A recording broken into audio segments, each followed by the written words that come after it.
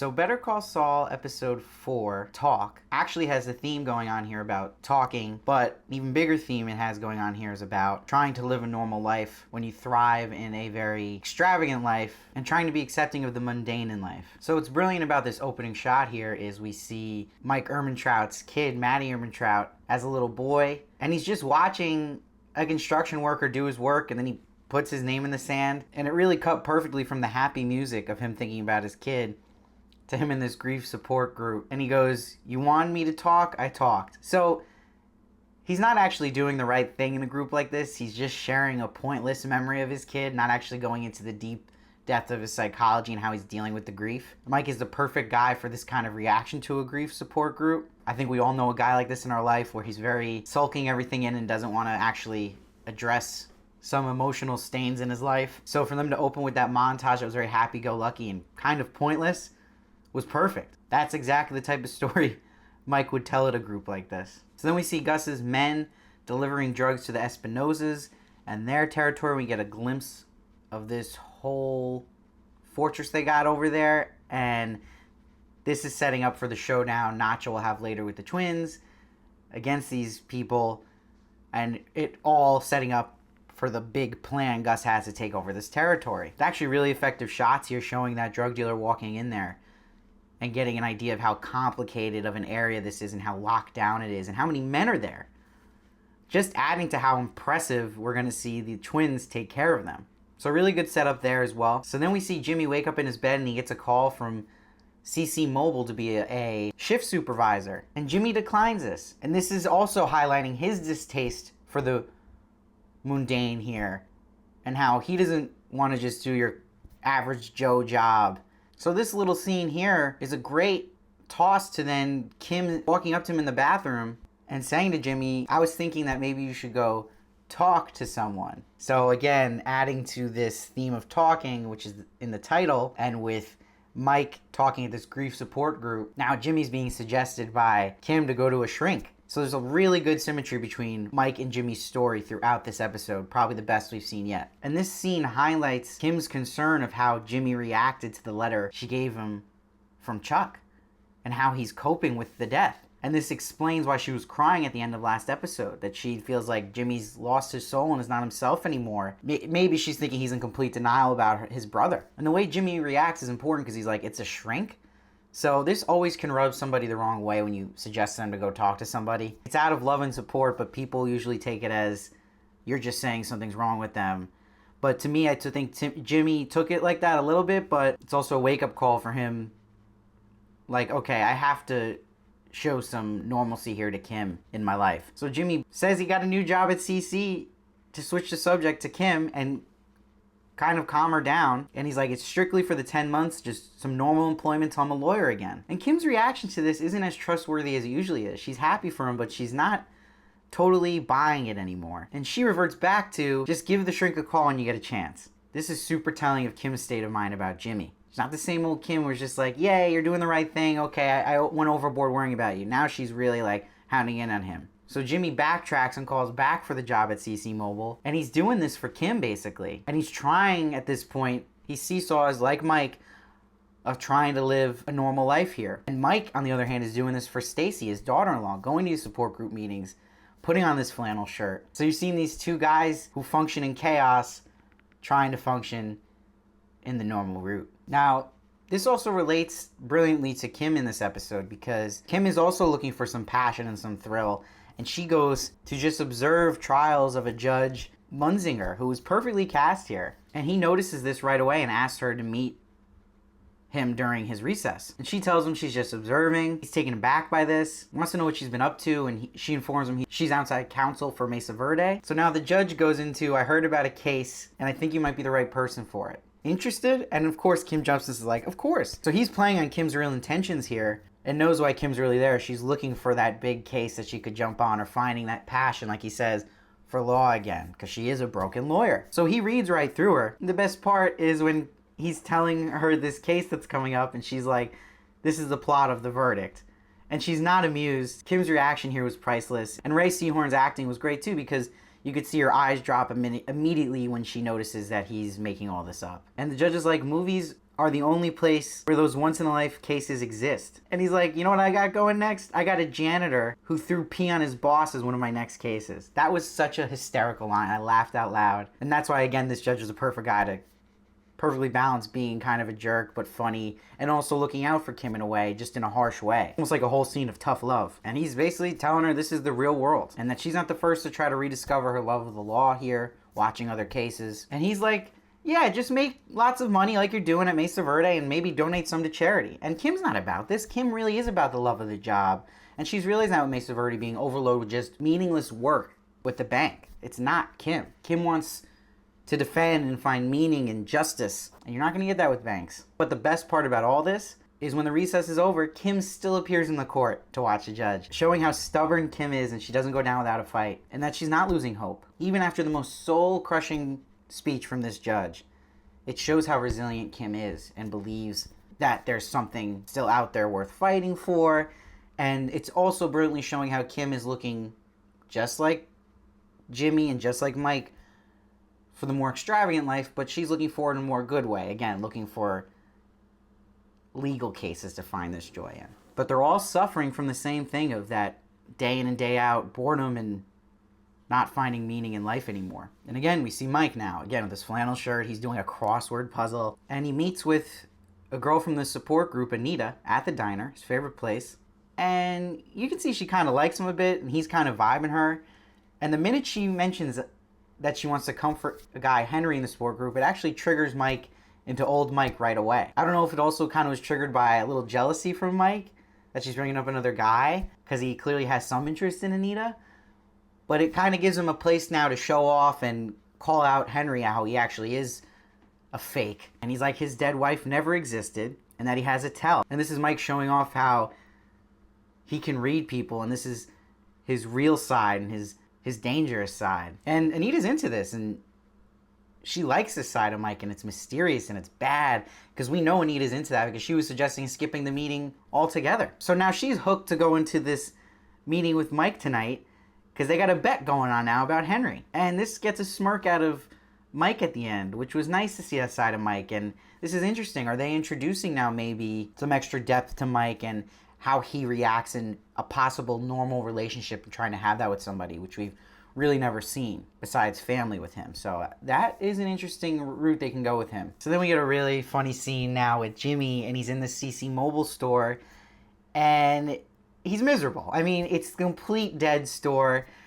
and just to fill in the time, he's perfectly polishing an already polished glass cabinet, and then he's just vacuuming a perfectly clean rug because no one goes in there. And there's elevator music playing, and it goes back to this theme of boredom and mundane.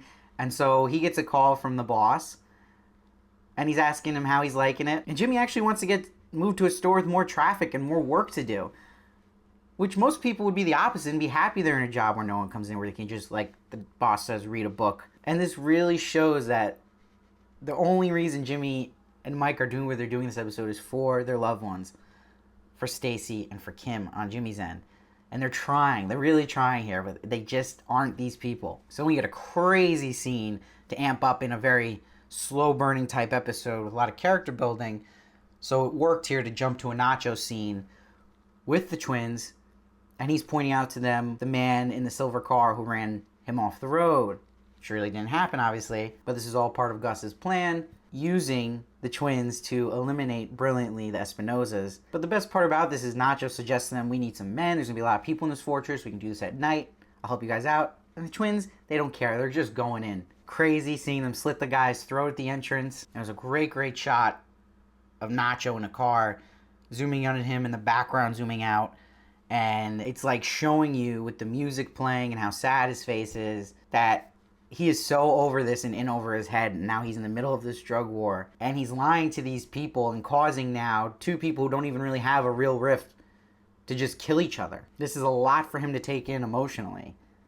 This is just a bloodbath death all for this guy Gus's wants. There was a sick explosion they threw in here with that fire blowing up, and hearing all the shooting from the twins from the outside from Nacho's perspective was awesome. felt like a very unique action scene, and the sound mixing was also amazing here. These twins are awesome when they're fighting. One of them with the 2 guns are shooting and the blood all over the suit. And then the other guy eventually comes out with no blood in his suit. It's like a horror movie when he comes out, and it always has been with these twins since Breaking Bad. They're absolutely terrifying and great at their job. And even when Nacho kills that one guy in this scene, it's like, you could tell in his face, like, he doesn't even know why he's really even doing this anymore. What is this death? How can he justify this? And then we get a scene with Gus now in the warehouse with Nacho later on. And Nacho basically calls out Gus and is like, this was all planned for you to get this territory and wipe out the Espinosas. You know this is the cartel are going to jump to you now because they can't jump to the Salamancas. And Gus is just like, get some rest. There's more work for you to do.